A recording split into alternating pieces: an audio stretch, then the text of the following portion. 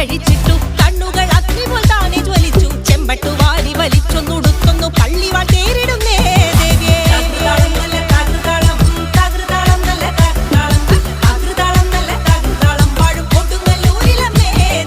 പള്ളിവാൾ എവിടുണ്ട് എന്നായി ചോദ്യം കാരിക വീരന് ഇന്നല്ലോ അന്ത്യം നൈതുടൻ കൈലാസനാഥൻ പറഞ്ഞു ആളെ വിഴുങ്ങുന്ന കുട്ടി പിശാച് പള്ളിവാളിൽ നിന്നു കാവല നിത്യമിരിക്കുന്നു ഭദ്രകാളി ദേവി